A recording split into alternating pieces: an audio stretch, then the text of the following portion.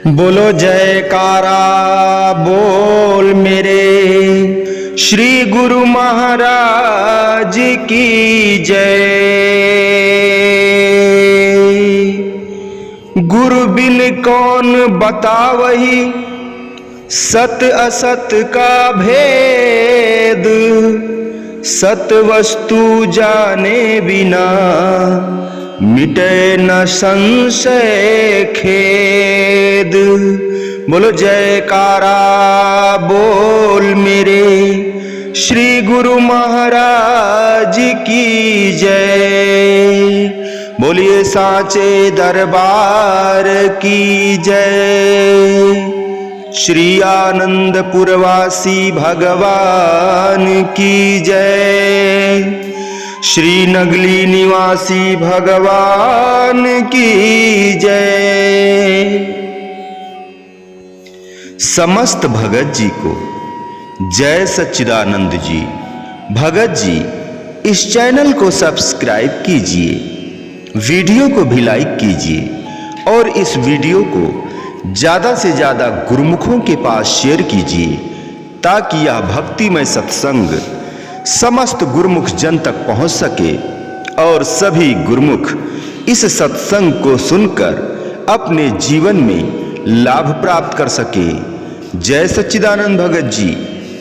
लगभग 500 वर्ष पूर्व की बात है। बुंदेलखंड के ओछड़ा राज्य पर राजा मधुकर शाह का शासन था। वे बड़े ही भक्ति भाव संपन्न और साधु सेवी थे।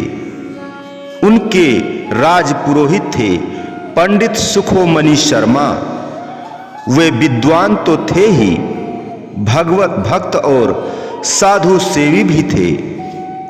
मार्गशीर्ष कृष्णा पंचमी संवत 1567 को इनके घर एक बालक ने जन्म लिया जिसका नाम हरिराम रखा गया।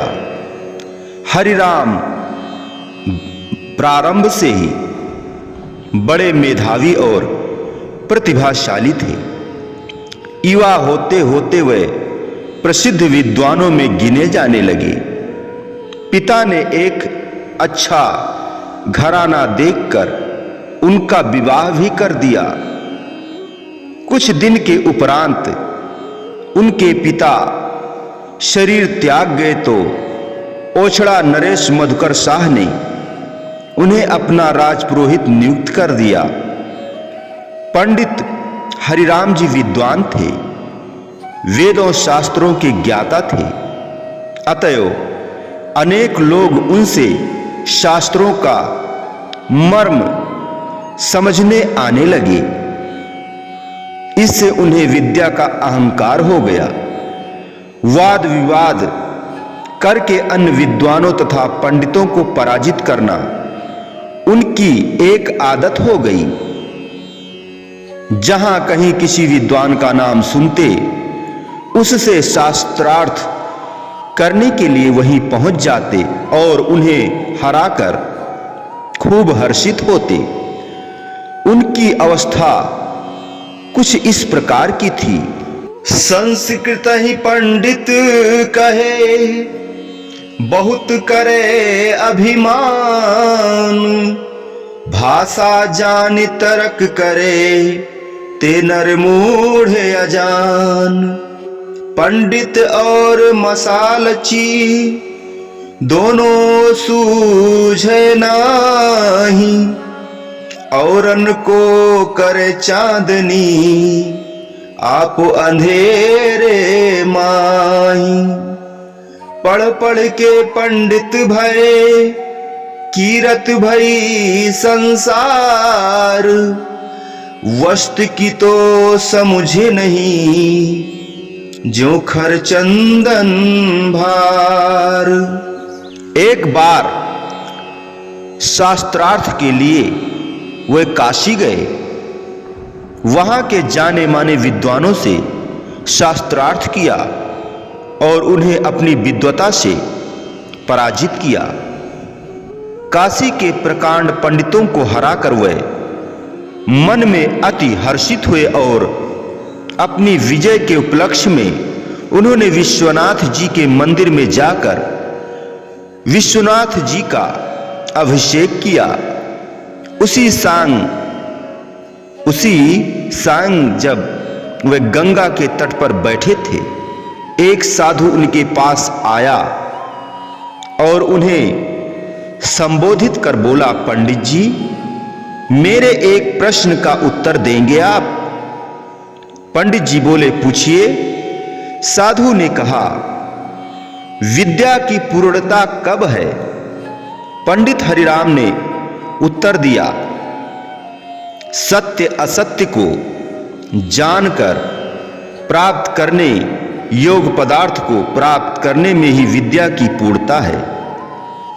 साधु ने कहा, पंडित जी, आप दूसरों को जितना समझते हैं उतना स्वयं को क्यों नहीं समझते? विद्या की पूर्णता जब प्राप्त करने, योग पदार्थ को प्राप्त करने में है, तब फिर वाद विवाद करने से क्या लाभ? क्या वाद विवाद में दूसरों को पराजित करके उस पदार्थ की प्राप्ति आपको हो जाएगी? कदापि नहीं। वह पदार्थ तो भक्ति से ही प्राप्त होता है और हो सकता है। इसीलिए भगवान की भक्ति में ही विद्या की पराकाष्ठा अथवा पूर्णता है। अपनी विद्या को पूर्ण करने के लिए आपको भक्ति करनी चाहिए। अपूर्ण और अधूरी विद्या होने पर भी अपने को विद्वान और पंडित समझना तथा दूसरों को पराजित कर प्रसन्न होना आपको कदापि शोभा नहीं देता। साधु तो यह कहकर अपने रास्ते गया, परंतु उसके वचनों ने पंडित हरिराम जी को झकझोर कर रख दिया। विद्या का सब नशा उतर गया।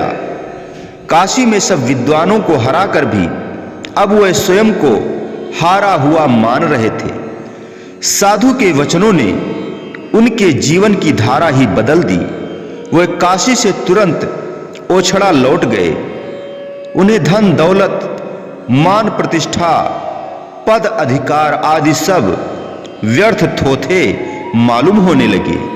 अब तो बस उनके मन में एक ही आकांक्षा रह गई कि किसी उच्च कोटि के संत महापुरुष का पता चल जाए तो उनकी शरण ग्रहण कर जीवन सार्थक कर लिया जाए, क्योंकि यह बात वे भली भांति जानते थे कि बिना पूर्ण गुरु की शरण ग्रहण किए मनुष्य का निस्तार नहीं होता। बिन सतगुरु उपदेश सुर नर मुनि नहीं निस्तरे, ब्रह्मा विष्णु महेश और सकल जीव को गने। खोजो सतगुरु संत जीव काज को चाहू, मेटो भव को अंक आवागमन निवारहु। केतिक पढ़ गुण पचमुआ जोग जग तपुलाए, बिन सतगुरु पावे नहीं कोटिन करे उपाय। सतगुरु शरण नावही फिर होए अकाज, जीव खोए सब जाहिंगे कालती हूं पुरराज। पूर्ण गुरु से मिलाप की उनकी यह आकांक्षा तीव्र से तीव्रतर होती गई। उन्हें ना रात को नींद आती, ना दिन को चैन। वह हर समय व्याकुल रहने लगे। कहते हैं कि जब किसी वस्तु को पाने के लिए व्याकुलता तीव्र रूप धारण कर लेती है, तो फिर उस अभीष्ट वस्तु का मिल जाना अवश्यंभावी हो जाता है। यह प्राकृतिक नियम है। व्याकुलता और तड़प में ऐसा महान चुंबकीय आकर्षण होता है कि वह अभीष्ट को अपनी ओर खींच ले आता है। फकीरों का कथन है, तिष्णाचू नालत की कू आबे वार, आब हम नालत की कू आब ख्वार अर्थात जबकि प्यासा मनुष्य प्यास से व्याकुल होकर पुकार करता है कि हाय ठंडा पानी कहाँ है, तो उधर पानी भी उसी के समान व्याकुल होकर पुकारने लगता है कि वह पानी का इच्छुक प्यासा व्यक्ति कहाँ है। इस बात पर कोई विश्वास करे या ना करे, परंतु है यह वास्तविकता।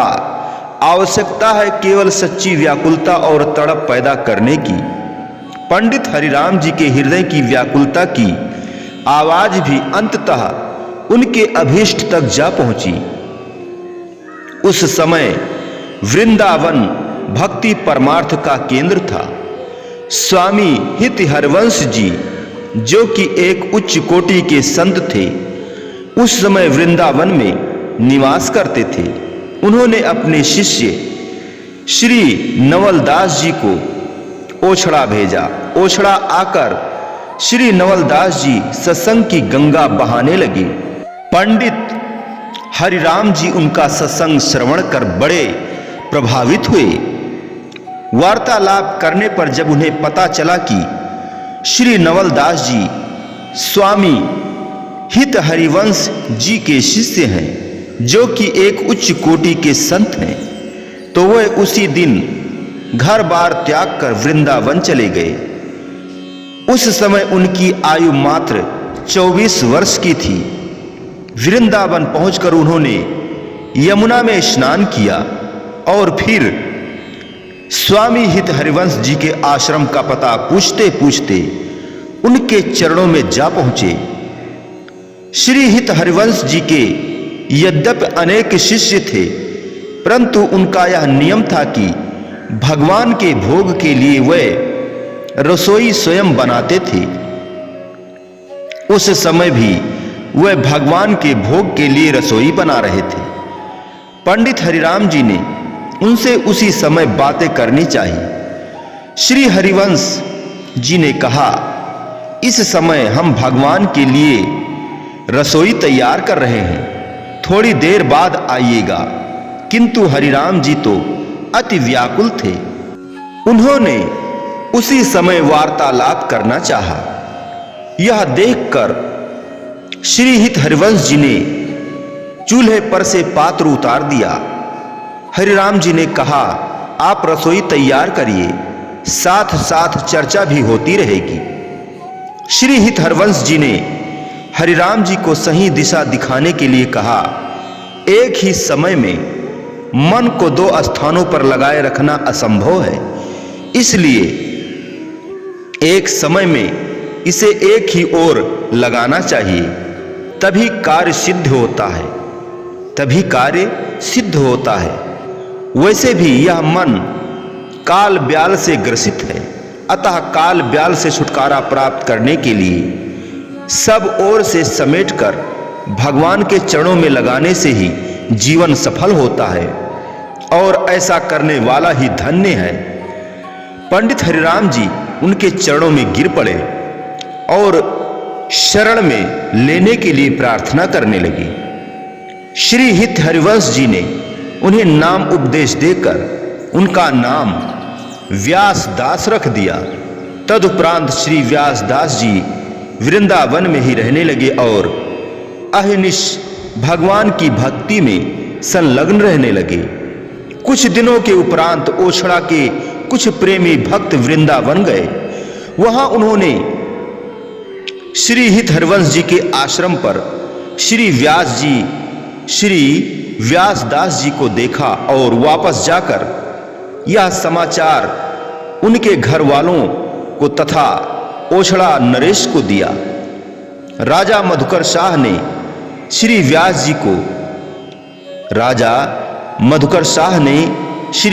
दास जी को घर वापस लिवा लाने के लिए तत्काल अपने मंत्री को वृंदावन भेजा। मंत्री ने वहां जाकर श्री व्यास दास जी को वापस लौट चलने के लिए बहुत आग्रह और अनुरोध किया, परंतु उन्होंने किसी तरह भी घर वापस जाना स्वीकार नहीं किया। मंत्री ने जब देखा कि वे किसी प्रकार भी नहीं मान रहे हैं, तो फिर उन्होंने दूसरी युक्ति से काम लेने की सोची। मंत्री ने श्री व्यास दास जी से कहा कि यदि आप ऐसे नहीं मानेंगे तो फिर मैं आपके गुरुदेव से प्रार्थना करके आपको यहां से ले जाऊंगा, इसलिए आप मेरा कहना मानकर केवल एक बार ओरछा चले चलिए। मंत्री की यह बात सुनकर श्री व्यास दास जी अति व्याकुल हुए।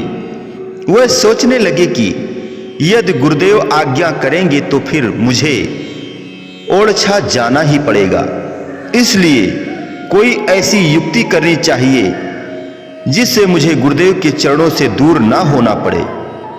उस दिन दोपहर को आश्रम में भगवान का भोग लग जाने पर जब साधुओं और भक्तों की पंगत बैठी तो श्री व्यास दास जी प्रसाद बांटने की सेवा करने लगे। जब सब साधु और भक्त प्रसाद पाकर उठ गए तब वह उनकी पत्तलों में से उठाकर जूठन खाने लगे।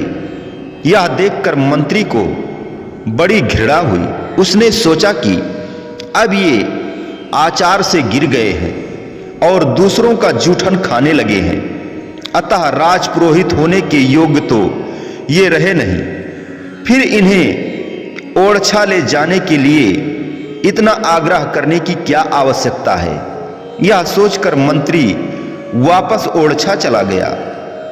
वहां पहुंचकर मंत्री ने राजा मधुकर शाह को सारी घटना की जानकारी देते हुए कहा, पंडित जी अब सबका जूठा खाने लगे हैं, अब वह यहां लाने योग्य नहीं है और पुरोहित के पद पर बनने योग्य भी अब नहीं रहे। किंतु जैसा कि पहले बताया जा चुका है कि राजा मधुकर शाह बड़े ही भगवत भक्त और साधु सेवी थे, अतः मंत्री की बातें सुनकर उन पर दूसरा ही प्रभाव पड़ा। वे समझ गए कि श्री व्यास दास जी ने साधु संतों का शीत प्रसाद ग्रहण किया होगा, जिससे यह मंत्री जूठन समझ रहा है। इससे राजा की श्रद्धा श्री व्यास जी पर और अधिक हो गई। राजा सोचने लगा कि ओरछा राज धन्य हो गया जहां ऐसे भक्त ने जन्म लिया। यदि एक बार भी वह यहां आ जाए तो यह मेरा अति सौभाग्य होगा। संतों ने सत्य ही कहा है कि धन्य मात पितु धन्य है, धन्य सुहृद अनुरक्त, धन्य ग्राम वह जानिए जहां जन्मे गुरु भक्त। गुरु महिमा से यह दोहा लिया गया है।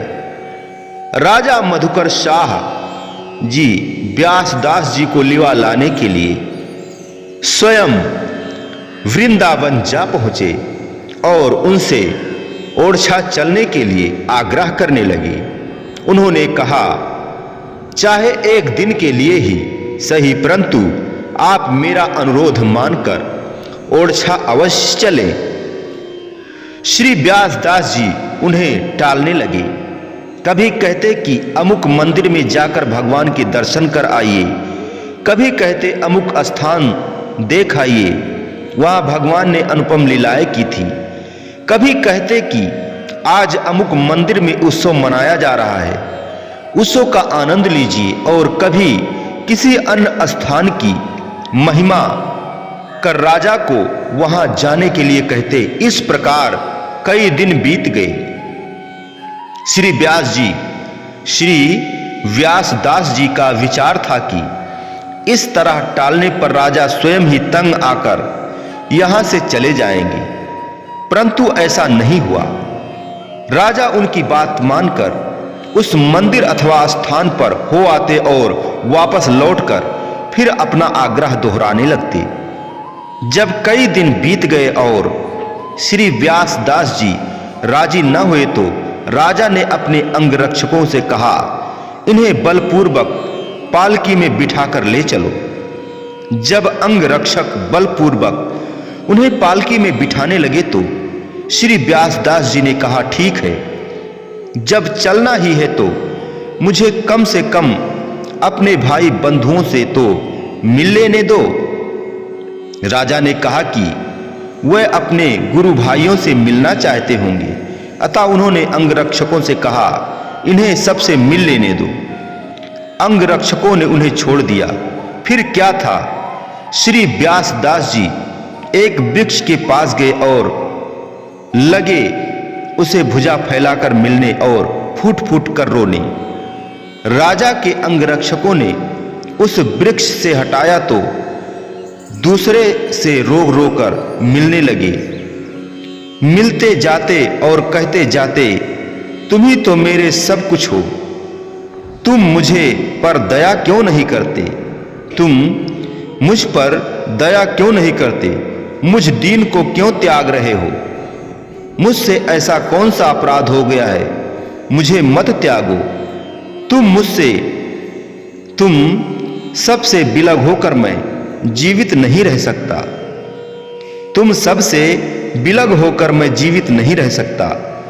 राजा मधुकर शाह उनकी ऐसी दशा देखकर रो पड़े और उनके चरणों में सिर रखकर बोले, मेरे दुराग्रह से आपको बहुत कष्ट हुआ, आपके हृदय को मैंने बहुत व्यथित किया, फिर भी आपने मुझे कोई कठोर वचन नहीं कहा।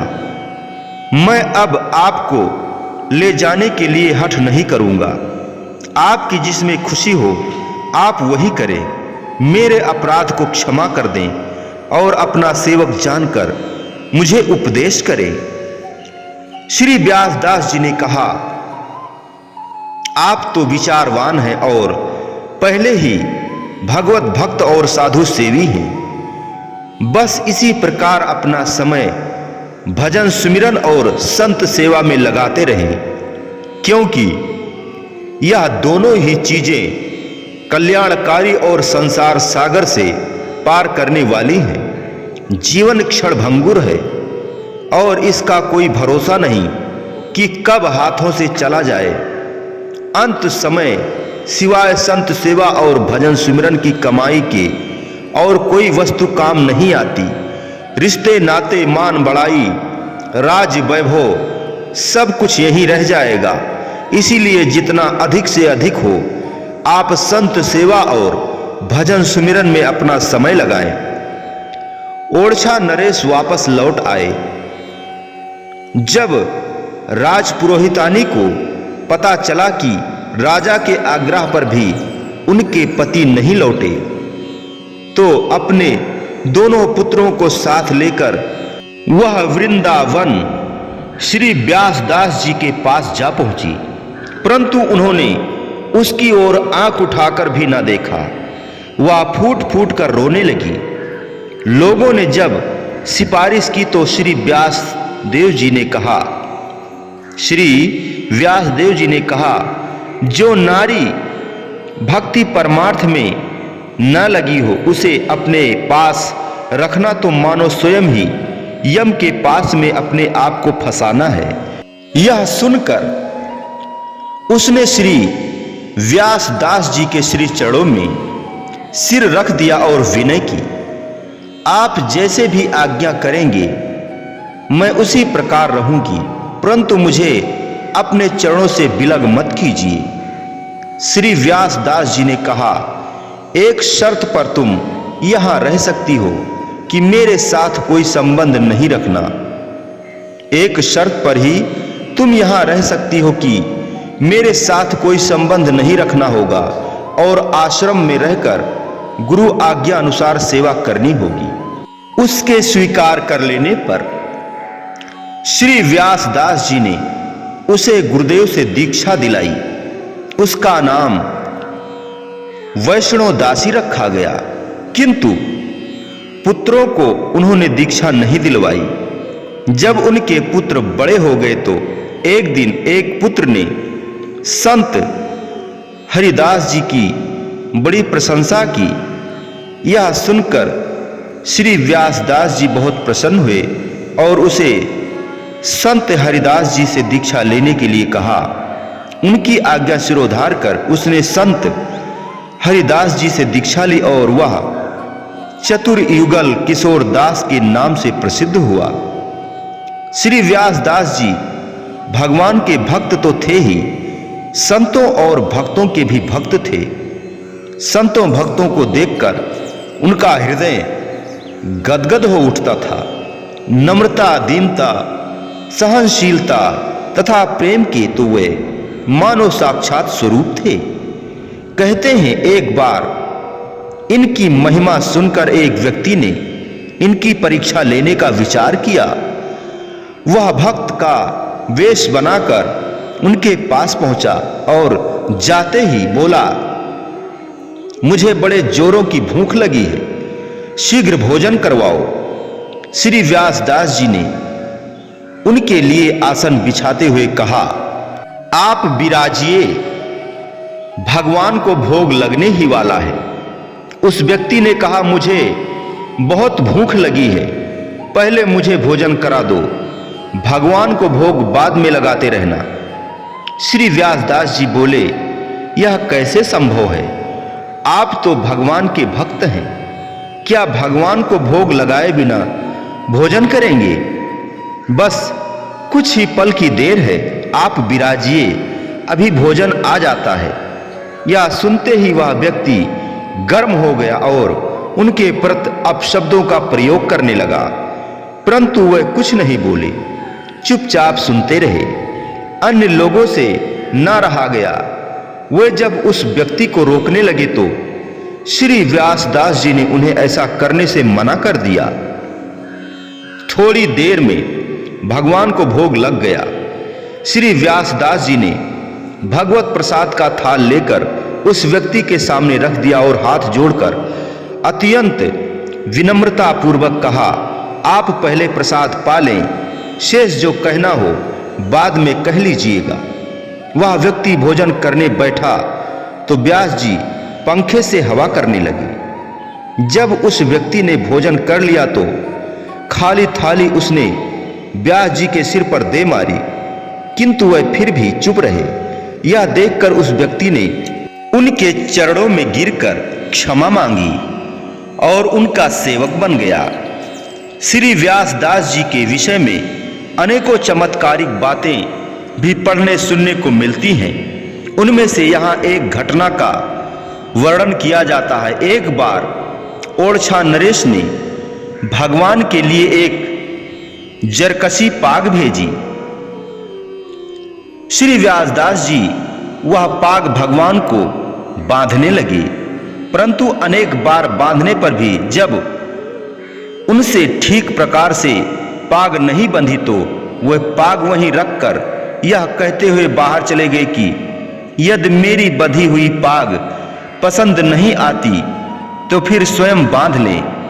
कहते हैं कि थोड़ी देर बाद जब ये अंदर गए तो देखा कि भगवान के शीश पर बड़े सुंदर ढंग से पाग बंधी हुई है। श्री व्यासदास जी ने ब्रज भाषा में बहुत सारे पद लिखे हैं। सुनने वालों की रुचि के लिए यहाँ कुछ उद्धृत किए जा रहे हैं। जो सुख होत भक्त घर आए, सो सुख होत नहीं, बहु संपत बाझे बेटा जाए। जो सुख भक्तन को चरणोदक पीवत गात लगाए, सो सुख कबहू सपनेऊ नहीं, पयत कोटिंग तीरथ नहाए। जो सुख होत भक्त वचनन सुनी, नैनन नीर बहाए, सो सुख कबहू न पयत पित घर पूत को पूत खिलाए। जो सुख होत मिलत साधुन सो, छिन छिन रंग बढ़ाए। सो सुख ना होत व्यास रंक को, लंक सुमेर ही पाए। हरि बिनु को अपनो संसार, हरि बिनु को अपनो संसार। माया मोह बंध्यो जग बूढ़त, काल नदी की धार। जैसे घट होत नाव में, रहत न पहले पार। हरि बिन को अपनो संसार। सुत संपत्ति दारा सो ऐसे, बिछुरत लगे न बार। जैसे सपने रंक पाए निधि जाने कछुना सार। ऐसे छिन भंगुर देही को गर्बत कहाँ गवार। जैसे अंधेरे टेकत डोलत गनत न खाए पनार। ऐसे व्यास बहुत उपदेशे सुन सुन गए न पार। हरि बिन को अपनो संसार, हरि बिन को अपनो संसार। जो पै हरि की भक्ति न साजी, जो पै हरि की भक्ति न साजी। जीवत हूं ते मृतक भये अपराधी जननी लाजी, अपराधी जननी लाजी। जो पै हरि की भक्ति न साजी। जोग जग तीरथ व्रत तप जप सब स्वार्थ की बाजी। पीड़ित घर घर भटकत डोलत पंडित मुंडित काजी। पुत्र कलत्र सजन की देही गीध स्वान की खाजी। व्यास निराश भयो या हिते प्रभु चरण रति राजी। जो पै हरि की भक्ति ना साजी, जो पै हरि की भक्ति ना साजी। व्यास बड़ाई लोक की कुकर की पहचान। प्रीत करे मुख चाटही बैर करे तनुहानी।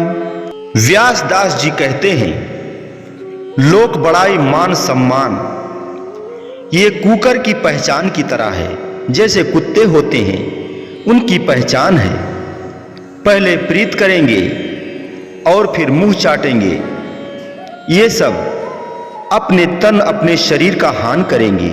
इसी प्रकार लोक बड़ाई मान सम्मान भी है।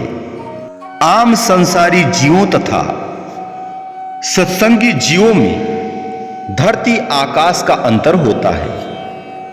आम संसारी जीव स्वार्थी होते हैं, अर्थात वह अपने सारे कार्य शरीर इंद्रियों के निमित्त करते हैं। परंतु सत्संगी जीव परमार्थी होते हैं, वह शरीर के निर्वाह के साथ साथ आत्म कल्याण का भी कार्य करते हैं। स्वार्थ अर्थात शरीर का पालन पोषण का कार्य तो सब जीव कर रहे हैं, परंतु पशु पक्षी कीट पतंग आदि भी दिन रात इसी कार्य में संलग्न है। परंतु परमार्थ का कार्य बिरले सत्संगी पुरुष ही करते हैं, क्योंकि संत सत्पुरुषों की संगति के प्रताप से उनके विवेक चक्षु खुल जाते हैं, जिससे उन्हें सत्य असत्य हित अहित लाभ हानि अपने पराये आदि का पता चल जाता है। उन्हें यह समझ आ जाती है कि परमेश्वर की भक्ति सत्य हितकारी लाभदायक तथा अपनी वस्तु है और इसी को प्राप्त कर लेने अथवा हृदय में बसा लेने में ही जीवात्मा का कल्याण है। इसलिए भक्ति परमार्थ के मार्ग में यदि उन्हें कष्टों एवं कठिनाइयों का सामना करना पड़े तो भी वह घबराते नहीं, अपितु अपने इष्ट देव का सहारा लेकर निरंतर अग्रसर होते चले जाते हैं।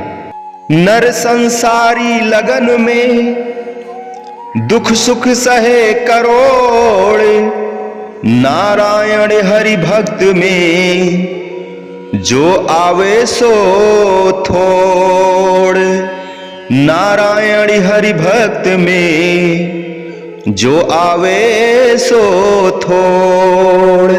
ऐसे परमार्थी जीव केवल अपना ही उद्धार नहीं करते, प्रत्युत अन्य संस्कारी आत्माओं को भी भक्ति पथ पर अग्रसर होने की प्रेरणा देते और उनका संत सद्गुरु से मिलाप करा देते हैं। जैसे गुलाब का फूल स्वयं कांटों में रहता है परंतु दूसरों को सुगंधि देता है, वैसे ही परमार्थी मनुष्य स्वयं कष्ट सहन करके भी दूसरों को भक्ति पथ पर लगाता है। प्रत्येक मनुष्य अपने मन में झांक कर स्वयं इस बात का अनुभव लगा सकता है कि वह परमार्थी है अथवा स्वार्थी। यदि उसके मन में भक्ति परमार्थ विषयक विचार उठते हैं तब तो वह परमार्थी है, और यदि उसके मन में संसार की मोह ममता सांसारिक कामनाओं तथा माया के संकल्प उठते हैं तो वह स्वार्थी अथवा संसारी है। सत्संगी एवं परमार्थी मनुष्य संत सत्पुरुषों की शरण संगति ग्रहण करके तथा उनकी आज्ञा अनुसार नाम और भक्ति भजन की कमाई कर वास्तविक कार्य करके अपना जीवन सफल बना लेते हैं। वह अपना लौकिक जीवन को सुखपूर्वक व्यतीत करते हैं और अपना परलोक भी संवार लेते हैं। इस संसार में तो एक दिन सब ने जाना है, क्योंकि यह 5 भौतिक शरीर सदैव रहने वाला नहीं है, परंतु जाने जाने में अंतर है।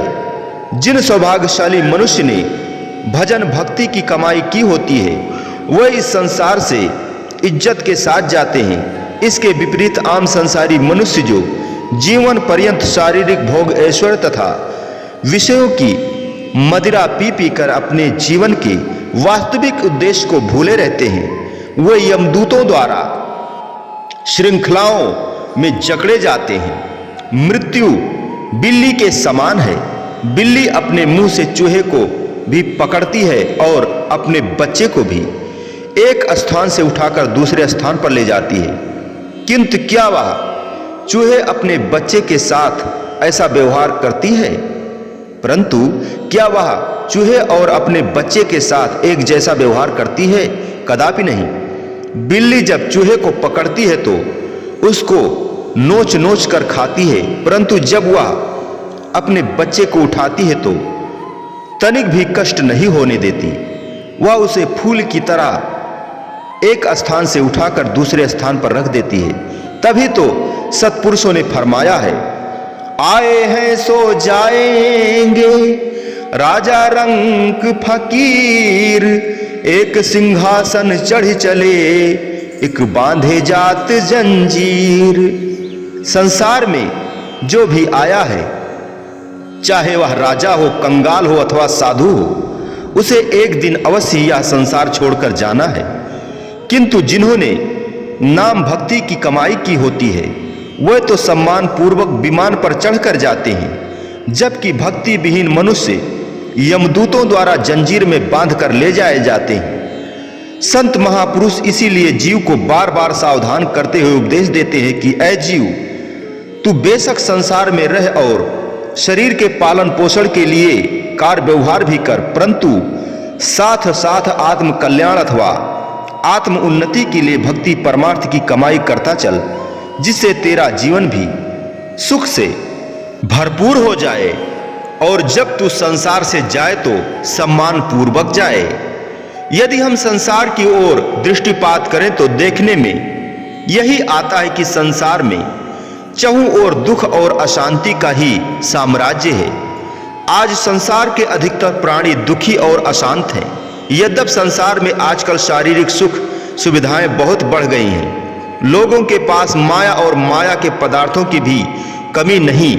आकांक्षा भी हर समय एक से एक सुख, हृदय से आनंद एवं शांति प्राप्त करने की है, तथा पुरुषार्थ भी और प्रयत्न भी इसीलिए कर रहे हैं, परंतु फिर भी सच्चा सुख और मानसिक शांति उनसे कोसों दूर है।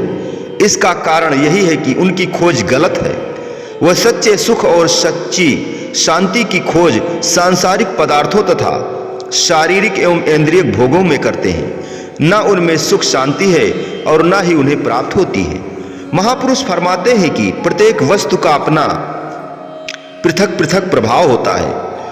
मनुष्य की सूरत जिस वस्तु के साथ टकराती है अथवा जिस वस्तु को चाहती है, उस वस्तु का प्रभाव उस मनुष्य पर अवश्य पड़ता है। जल के समीप जाने से शीतलता और आग के पास बैठने से सदैव गर्मी मिलेगी। इसी प्रकार माया के पदार्थों का प्रभाव, क्योंकि दुख एवं अशांति का प्रदान करने वाला है, इसीलिए मनुष्य की सूरत का संबंध जितना जितना माया के पदार्थों से जुड़ता जाएगा, अर्थात सूरत जितनी जितनी इसमें आसक्त होती जाएगी, उतना उतना ही मनुष्य दुखी एवं अशांत होता चला जाएगा। आम संसारी मनुष्यों की सूरत इन पदार्थों में पूरी तरह आसक्त और वह हर समय इन्हीं की चाहना करते और इन्हीं को प्राप्त करने में यत्न में रहते हैं। इसीलिए वह हर समय दुखी, अशांत और परेशान रहते हैं। माया के पदार्थों को चित्त देकर सुख शांति प्राप्त हो क्यों कर? सुख शांति तो जब भी मिलेगी प्रभु की भजन भक्ति और सुमिरन से ही मिलेगी। सुमिरन से सुख होता है, सुमिरन से दुख जाए। सुमिरन से सुख होत है, सुमिरन से दुख जाए। कह कबीर सुमिरन किए साई माह समाए। कह कबीर सुमिरन किए साई माह समाए। प्रभु की भजन भक्ति और सुमिरन ध्यान किए बिना यदि कोई कहे कि उसे सच्चे सुख एवं सच्ची शांति की प्राप्ति हो जाए तो यह नितांत असंभव है। काकभूषुंड जी तो गरुड़ जी के प्रति बड़े ठोस शब्दों में कथन करते हैं। श्रुत पुराण सब ग्रंथ कहाही, रघुपत भगत बिना सुख नाही। कमठ पीठ जामहि बरुबारा, बंध्या सुत बरु काहू मारा। फूलहि नभ बरु बहुविध फूला, जीव न लह सुख हर प्रतिकूला। तृषा जाए बरु मृग जल पाना, बर जामय सस शीस विषाना। अंधकार बर रवहि नसावे, राम विमुख सुख पीव न पावे। राम विमुख सुख जीव न पावे, हिमते अनल प्रकट बर होई। विमुख राम सुख पाव न कोई। अर्थात हे गरुड़ जी, वेद पुराण तथा अन्य सब ग्रंथ यही कहते हैं कि प्रभु भक्ति के बिना सुख की प्राप्ति नहीं होती। चाहे कछुई की पीठ पर बाल जम जाएं, चाहे बांझ स्त्री का पुत्र किसी और मार आवे, चाहे आकाश में अनेक प्रकार के फूल खिल जावें, परंतु परमात्मा से प्रतिकूल रहकर जीव कदापि सुख प्राप्त नहीं कर सकता। चाहे मृग जल के पीने से किसी की प्यास बुझ जाए, चाहे खरगोश के सिर पर सींग उग आवे और चाहे अंधकार सूर्य का नाश कर दे, किंतु भगवान से विमुख रहकर भी जीव सुख नहीं पा सकता। यह जीव जन्म जन्मांतर से अपने अंशी परमात्मा से बिछड़कर काल और माया के घेरे में आया हुआ है, दुखी एवं परेशान हो रहा है। जब तक यह जीव भगवान के नाम का सुमिरन तथा भजन भक्ति की कमाई नहीं करता, तब तक न तो उसे जीवन में सच्चा सुख और सच्ची शांति मिलती है और न ही वह अपने अंशी अर्थात परमात्मा से मिल सकता है और जन्म मरण के दुखों से छुटकारा पा सकता है। नाम भक्ति की कमाई केवल मनुष्य जन्म में ही संभव है, अन्य किसी योनि में यह कार्य नहीं हो सकता। इसलिए मनुष्य को चाहिए कि ऐसा साधनोपयोगी तथा दुर्लभ जन्म को पाकर भजन भक्ति के कार्य में कदापि आलस्य न करे। यदि यह जन्म यूं ही बीत गया तो फिर भजन भक्ति की कमाई का और कौन सा अवसर मिलेगा। जीव पर यह प्रभु की असीम कृपा है कि उसे ऐसा साधन उपयोगी मनुष्य शरीर प्राप्त हो गया। यदि उसे संत सद्गुरु की शरण संगति प्राप्त हो जाए तो यह प्रभु की ओर और भी अधिक कृपा है। आम संसारी मनुष्य धन संपत्ति कुटुंब परिवार मान बड़ाई आदि की प्राप्ति की को ही प्रभु की कृपा समझते हैं, परंतु संतों का कथन है सुतदारा और लक्ष्मी, सुतदारा और लक्ष्मी सब काहू को होए, सब काहू को होए। संत समागम हरि कथा तुलसी दुर्लभ दोए। सत्पुरुषों की शरण संगति को प्राप्त हो जाना अति दुर्लभ है। जब जीव के अनेक जन्मों के पुण्य कर्म उदय होते हैं तभी सत्पुरुषों की शरण संगति प्राप्त होती है। जब यह संयोग बन जाए और सत्पुरुषों के सच्चे नाम अथवा शब्द की प्राप्ति हो जाए तो फिर मनुष्य के सौभाग्य का क्या कहना। ऐसे मनुष्य को चाहिए कि इस दुर्लभ संयोग का पूरा पूरा लाभ उठाए और सत्पुरुषों के आदेशानुसार भक्ति की कमाई करे। जब वह सत्पुरुषों के आदेशों पर चलेगा तो काल और माया के चुंगल से मुक्त हो जाएगा और अपने अंशी से जा मिलेगा। परमात्म से आत्मा जुदा रही बहुकाल, सुंदर मेला कर दिया सद्गुरु मिले दयाल। सुंदर मेला कर दिया सद्गुरु मिले दयाल। अपने अंशी परमात्मा से बिछड़कर जीव चिरकाल से दुख कष्ट भोग रहा है। जीव की ऐसी दशा देखकर महापुरुषों का हृदय द्रवित हो उठता है और वह धरा पर आकर जीवों को सच्चा सुख आनंद प्रदान करने के लिए सेवा सत्संग और भजन सुमिरन का सिलसिला जारी करते हैं। वस्तुतः सत्पुरुषों की संपूर्ण कार्यवाही जीवों के कल्याणार्थ ही होती है। उनकी कार्यवाही का मात्र यही उद्देश्य होता है कि जीव जो काल तथा माया के चुंगल में फंसकर 84 लाख योनियों के चक्र में भटक रहा है, 84 लाख योनियों का चक्र काट रहा है और असीम दुख कष्ट सह रहा है, वह उसके चुंगल से मुक्त हो जाए और नित्य सुख शाश्वत आनंद एवं परम शांति प्राप्त कर ले। अतएव जीव को चाहिए कि महापुरुषों को अपना परम हितैषी और सुहृद समझकर उनके आदेशों निर्देशों तथा उपदेशों के अनुसार जीवन की प्रत्येक कार्यवाही करे, मनमति का पूरी त्याग कर दे। मन जीव का शत्रु है, यह काल और माया से मिला हुआ है, इसलिए यह नहीं चाहता कि जीव काल और माया के चुंगल से मुक्त होकर अपने अंशी परमात्मा से जा मिले। यह जीव को अनेक प्रकार से प्रलोभन देता है, किंतु जीव को हर समय इससे सावधान रहना चाहिए और इसकी चिकनी चुपड़ी बातों में कदापि नहीं आना चाहिए। प्रत्युत महापुरुषों की आज्ञा अनुसार समस्त कार्रवाई करनी चाहिए। मन के कहने पर चलकर ही जीव पहले भी धोखा खाता आया है और अब भी उससे सतर्क रहते हुए मनुष्य जन्म के इस दुर्लभ अवसर का पूरा लाभ उठा लेना चाहिए। मनुष्य जन्म का यह स्वर्णिम अवसर बार बार हाथ नहीं आता। यदि यह सुअवसर मन माया के धोखे में आकर यूं ही हाथ से निकल गया तो फिर 84 लाख योनियों के चक्र में जाकर पड़ जाएगा और फिर रोने के सिवा कुछ ना बचेगा और फिर रोने के सिर धुनने के सिवा कुछ ना बचेगा। यह अवसर दुर्लभ महा नित पाया नहीं जाए, जो अब की चेत्यो नहीं पछतावा रह जाए। महापुरुष संसार के कामकाज करने से, जीवन निर्वाह के लिए धनोपार्जन करने से अथवा संसार के सामानों को बरतने से मना नहीं करते। उनका तो मात्र यही कहना है कि ये सब काम आवश्यकता अनुसार निसंदेह करो, परंतु अपनी सूरत सदैव प्रभु के संग जोड़ कर रखो और नाम भक्ति की कमाई करते रहो। तुम्हारा वास्तविक संबंध परमात्मा से है, क्योंकि तुम उसके अंश हो, इसीलिए तुम्हें यह साधन उपयोगी मनुष्य जन्म प्राप्त हुआ है। इसलिए अपने वास्तविक उद्देश्य को कभी न भूलो।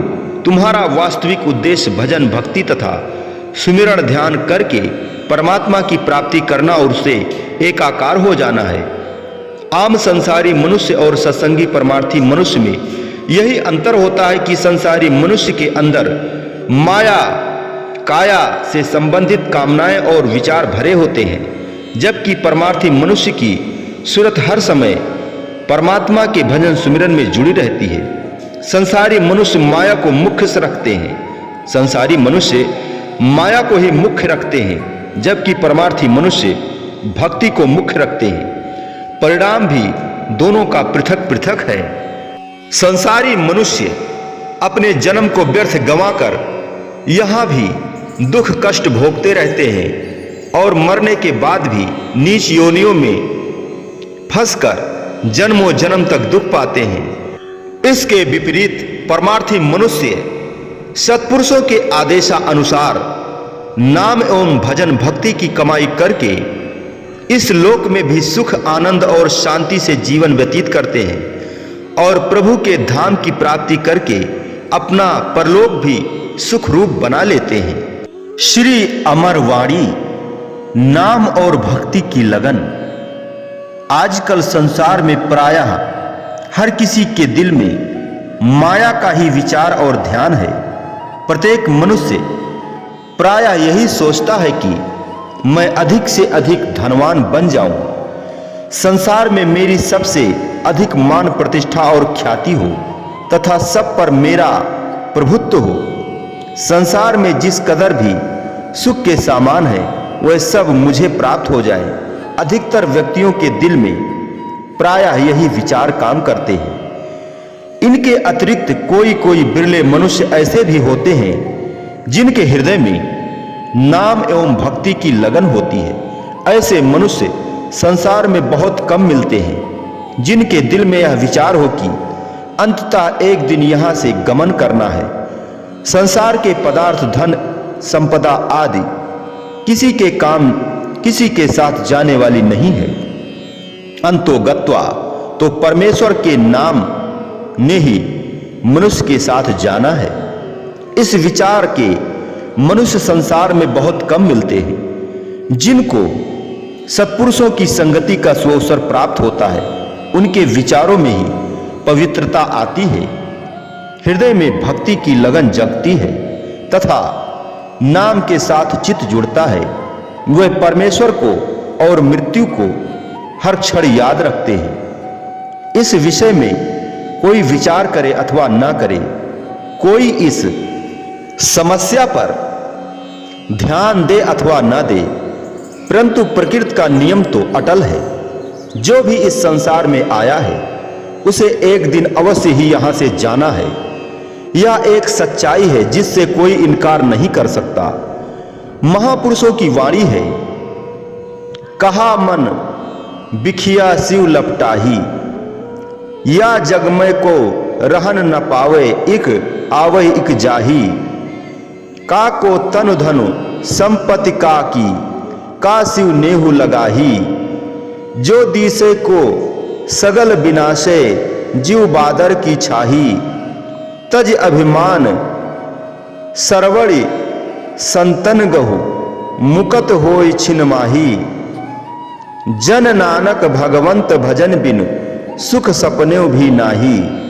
अर्थात हे मन, विषय विकारों से क्यों लिपटे हो? इस संसार में अस्थायी रूप से कोई रहने नहीं आया। इस संसार में अस्थायी रूप से कोई यहां रहने नहीं पाता। यहां एक आता है तो एक जाता है, यही संसार का चलन है। तन धन और संपत्ति ये सब किसके हुए हैं? किसी के भी नहीं।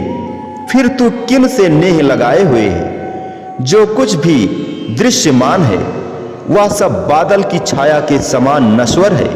इसलिए अभिमान त्याग कर संतों सत्पुरुषों की शरण ग्रहण कर, इससे शीघ्र ही तुम मुक्ति पद को प्राप्त कर लोगे।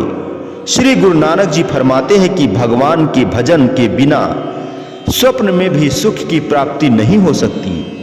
महापुरुष उपदेश करते हैं कि चेतावनी देते हैं कि महापुरुष चेतावनी देते हैं कि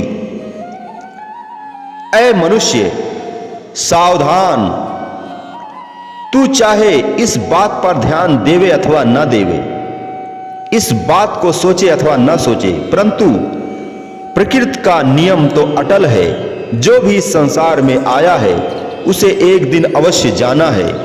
जैसे बादलों की छाया का भरोसा नहीं, घड़ी में है तो घड़ी में नहीं, उसी प्रकार संसार के पदार्थ भी अस्थायी एवं नाशवान है। यहाँ का कोई भी पदार्थ विश्वास योग्य नहीं है। यहाँ के सब सुख भोगों के सामान क्षणभंगुर, अस्थायी और अनित्य है। फिर तू इन असत्य पदार्थों में क्यों अपने चित्त को फंसा रहा है? क्यों इनसे प्रीत करता है? क्या ये अंत में तेरा साथ देंगे? कदापि नहीं। इनमें से तेरा साथ देने वाली कोई वस्तु नहीं है। अंत समय तेरे साथ चलने वाली और तेरे काम आने वाली यदि कोई वस्तु है तो वह केवल परमात्मा का नाम है। अच्छा तो यही है कि तू उसी से दिल लगा। यदि तू परमात्मा के नाम की कमाई करेगा, महापुरुषों की संगति करेगा, उनके वचनों पर आचरण करेगा, तो तुझे आवागमन से मुक्ति मिल जाएगी। 84 लाख योनियों के चक्कर से तू छूट जाएगा और सारे दुखों से तेरा छुटकारा हो जाएगा। इसके बिना तेरे दुखों का अंत नहीं होगा। जैसे कि सत्पुरुषों ने फरमाया है, जन नानक भगवंत भजन बिनु सुख सपने भी नाही। अय गुरुमुखों, सावधान और सतर्क हो जाओ, वरना 84 के चक्कर में तुम भी जाकर फंस जाओगे। 84 लाख योनियों में भटकते रहोगे। जब कभी भी प्रभु की दया होगी तब तुम्हें मनुष्य जीवन प्राप्त होगा, अन्यथा कई वर्षों तक अर्थात कई युगों तक तुम 84 के चक्कर में पड़े रहोगे। अभी सावधान और सतर्क हो जाओ, क्योंकि तुम्हें इस अनमोल मानुष जन्म मिला है। यह अनमोल मानुष जीवन तुम्हें इसीलिए ही मिला है कि तुम प्रभु की प्राप्ति कर लो, अन्यथा यह मनुष्य जन्म अगर हाथ से चला गया तो फिर पछताने के सिवाय कुछ नहीं रहेगा। इसीलिए अभी से सावधान और सतर्क हो जाओ। इस अमूल्य समय को व्यर्थ में मत गवाओ गुरुमुखों।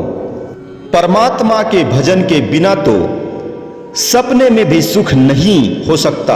अभिप्राय यह कि भजन सुमिरन के बिना मनुष्य को किसी प्रकार भी दुखों से छुटकारा नहीं मिल सकता और सुख की प्राप्ति नहीं हो सकती। यह सत्पुरुषों का निर्णय है। अब विचार करो कि जिनका मन 24 घंटे माया में लगा रहता है, सोते जागते जिनके मन मस्तिष्क में माया ही विचार चक्कर काटते हैं, माया के ही विचार के चक्कर काटते हैं, क्या उन्हें सुख की प्राप्ति हो सकती है?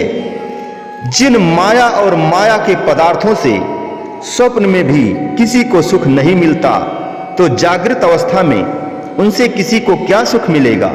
जबकि वास्तविकता यह है तो फिर मनुष्य व्यर्थ ही क्यों दिन रात सांसारिक एवं माइक विचारों को दिल में स्थान देकर परेशान होता रहता है?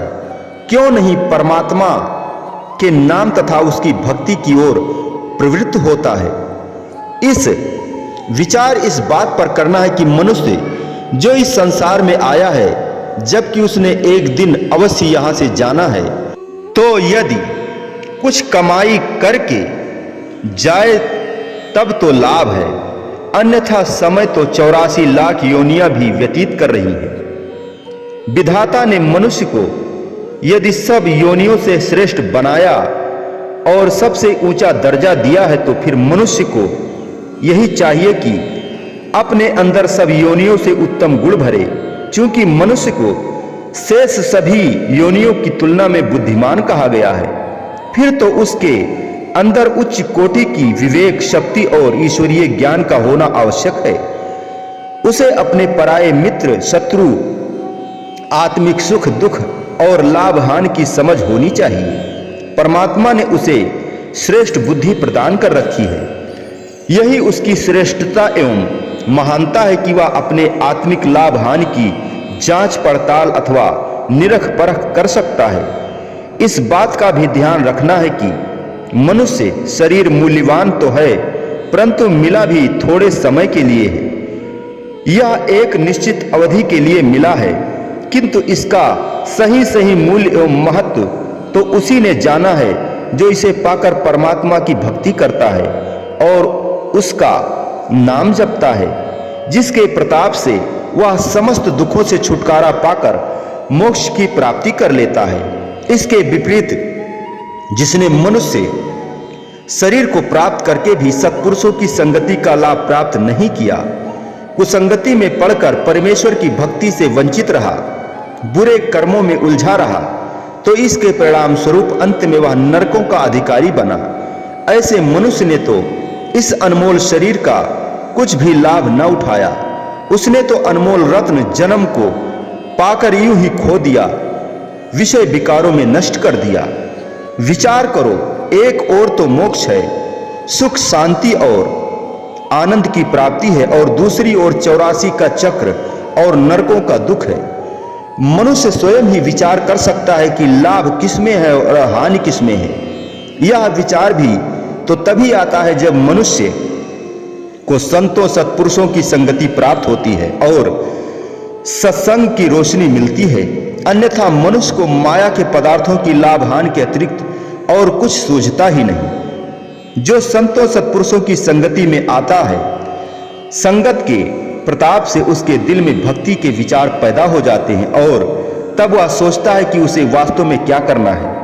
तब वह सोचता है कि यह जो बहुमूल्य शरीर रूपी रत्न मिला है, इसमें यदि नाम की कमाई न की, मोह माया और प्रमाद की निद्रा में यदि यह जन्म यूं ही व्यतीत हो गया, हाथ में आया हुआ बहुमूल्य रत्न यूं ही हाथ से चला गया, तो कितनी हानि होगी।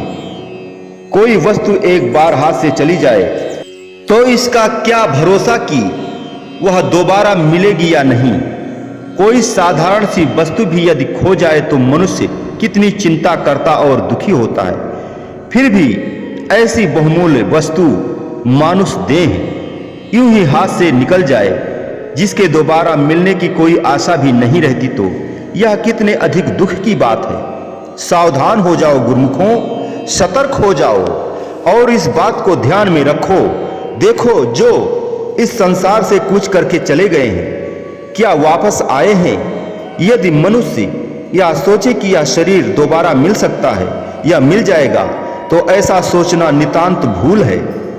इसलिए इसी समय में इस शरीर से पूरा पूरा लाभ प्राप्त कर लेना चाहिए। विचार करने की बात है कि मनुष्य जब कभी यात्रा करता है तो उसके लिए कितनी तैयारियां करता है। आवश्यकता का हर सामान अपने साथ रखता है, जिससे कि यात्रा आराम से तय हो सके। खाने पीने का सामान के अतिरिक्त नगद पूंजी तथा सवारी आदि का भी प्रबंध करता है। संसार भी तो एक सराय है, यहाँ से एक दिन अवश्य जाना है और परलोक की यात्रा करनी है। जबकि यहाँ कुछ दिन की यात्रा के लिए मनुष्य इतनी तैयारी करता है, तो फिर परलोक की यात्रा है जिसकी दूरी का कोई पता नहीं कितनी दूर जाना है, और वह यात्रा कितने दिनों, कितने महीनों और कितने वर्षों की है। उसके लिए कितनी अधिक तैयारी की आवश्यकता है, किंतु मनुष्य उसके लिए इस कदर लापरवाही बरतता है कि कभी मन में विचार तक नहीं करता कि उस यात्रा के लिए मुझे कुछ करना चाहिए, मुझे तोषा बनाना चाहिए। यह कितनी महान भूल और गलती है। इसी बात का विचार करना है कि कौन सी वस्तु उस दिन साथ जाएगी। क्या ये मखमल अथवा अच्छे अच्छे बिस्तर, खाने पीने के अच्छे अच्छे सामान साथ ले जाया जा सकता है? एक सुई तक भी तो यहां से किसी के साथ नहीं जाती। फिर तो वह कौन सी वस्तु है जो मनुष्य के साथ जाएगी? इसके उत्तर में सत्पुरुष फरमाते हैं, साथ ही ना चाले बिनु भजन, साथ ही ना चाले बिनु भजन, बिखिया सगली छारू, हरि हरि नाम कमावना, नानक इहु धनु सारू। सिवाय एक भगवान के भजन सुमिरन के, उसके नाम के और कुछ भी मनुष्य के साथ नहीं जाता। नाम एवं भक्ति के अतिरिक्त शेष सब कुछ असत्य एवं मिथ्या है, राख के सदृश है। जो मनुष्य संसार में नेक कमाई करता है, शुभ कर्म करता है, परमात्मा का नाम जपता है, वह नेक कमाई ही मनुष्य के साथ जाती है। तभी तो सत्पुरुष फरमाते हैं कि जो साथ जाने वाली वस्तु है उसका हर समय ध्यान रहे, उसे अपने हृदय में बसाओ। अर्थात सद्गुरु दीनदयाल जी ने जो हम गुरुमुखों को नाम दान प्रदान किया है, उसको हमेशा अपने दिल में याद रखो। दिल के खजाने में वही पूंजी जमा करो जो अंत समय तुम्हारी सहायता करे और तुम्हारे काम आए। और जो साथ छोड़ जाने वाली वस्तुएं हैं, उन्हें दिल से त्याग कर दो, उनकी ओर से अपना हित, अपना चित्त हटा लो। किंतु मनुष्य तो उल्टा चल रहा है, जिसे एक दिन छोड़ जाना है उसमें ही चित्त और सूरत को लगा रहा है। जो घर उछाड़े गवावड़ा, सो लगा मन माही, जिथे जाए तुधु वर्तड़ा, तिसकी चिंता नाही, फाथे सेई निकले जी गुर की पैरी पाही। अय मनुष्य, जिस संसार को तूने अंत में छोड़ जाना है, उसे तो तूने मन लगा रखा है, उसे तो चित्त में बसा रखा है, और जहां जाकर सदा रहना है उस घर की तुमने कभी चिंता तक नहीं की। सत्पुरुष फरमाते हैं कि इस स्थिति में फंसे हुए वही जीव मुक्त हो सकते हैं जो सद्गुरु की चरण शरण ग्रहण करते हैं। मनुष्य जन्म तो भक्ति के लिए मिला है, देवी देवता भी इस जन्म को पाने के लिए तरसते हैं। ऐसी उत्तम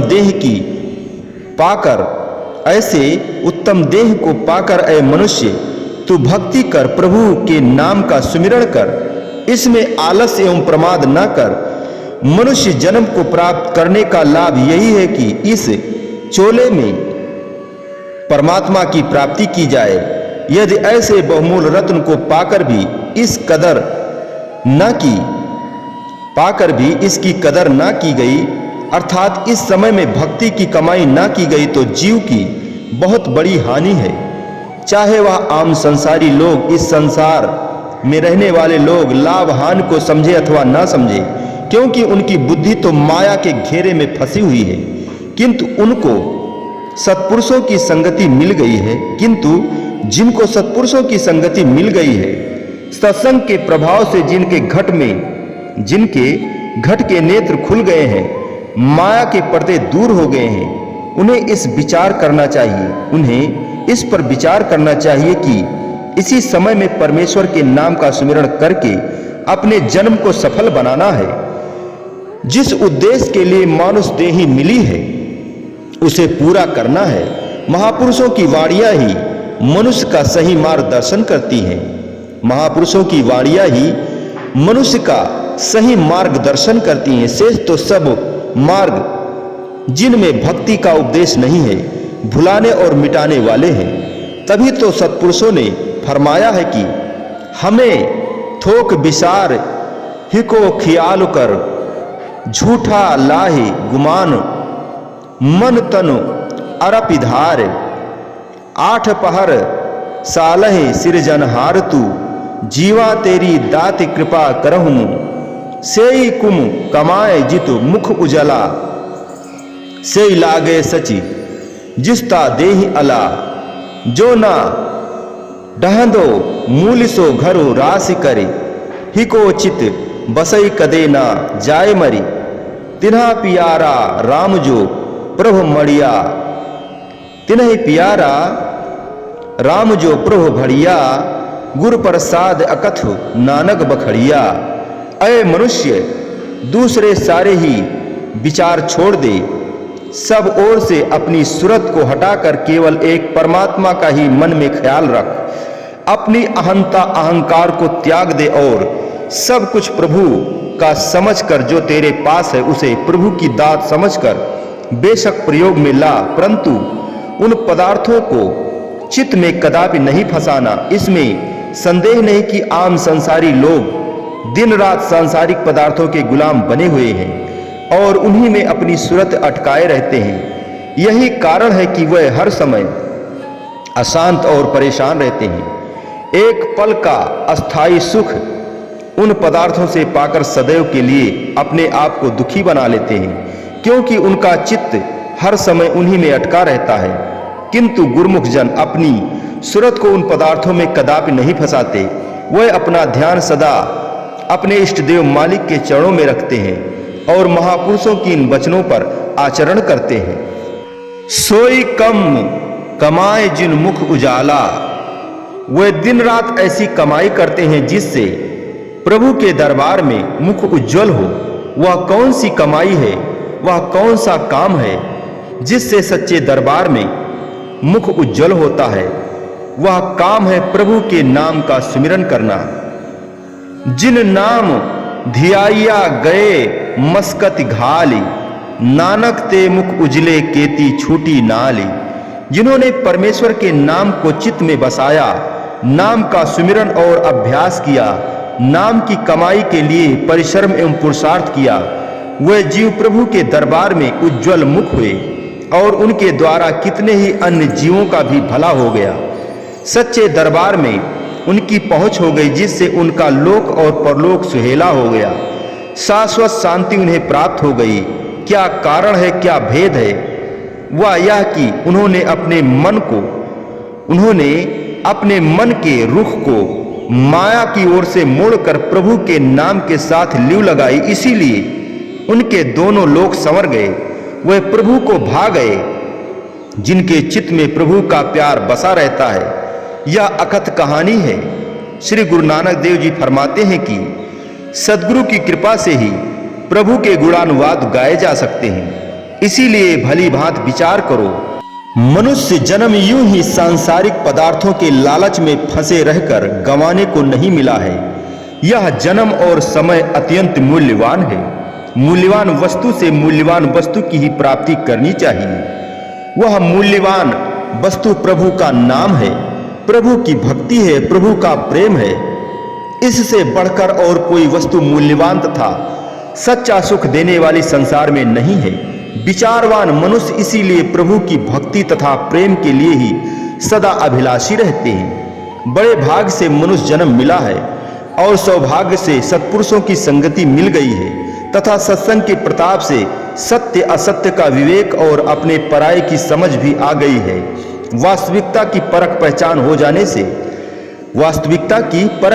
हो जाने के उपरांत भी जो लोग अपने समय की कदर नहीं करते, समय से पूरा लाभ नहीं उठाते, हर पल और हर श्वास में प्रभु की भजन भक्ति और नाम का सुमिरन नहीं करते, वे कृत्य धन है, वे बहुत भारी हानि में जा रहे हैं। मनुष्य का कर्तव्य तो यह है कि इस समय का पूरा लाभ प्राप्त करे, वह काम करे जिससे उसे सच्चा सुख, सच्ची शांति और शाश्वत आनंद प्राप्त हो। वह कौन सा काम है? यही कि नित्य प्रत उन नियमों का पालन करे जो सत्पुरुषों ने जीव के कल्याण के निमित्त बनाए हैं। भजन, अभ्यास, सुमिरन, सत्संग, ध्यान तथा निष्काम सेवा करते हुए आत्मिक आनंद प्राप्त करे। नित्य प्रत इसी प्रकार प्रभु की भक्ति करते हुए और नाम का सुमिरन करते हुए अपने जीवन का कल्याण करना है और जीवन को सुखमय, शांतिमय एवं आनंदमय बनाना है। बोलो जयकारा बोल मेरे श्री गुरु महाराज की जय। बोलिए साचे दरबार की जय। श्री आनंदपुरवासी भगवान की जय। श्री नगली निवासी भगवान की जय। समस्त भगत जी को जय सच्चिदानंद जी।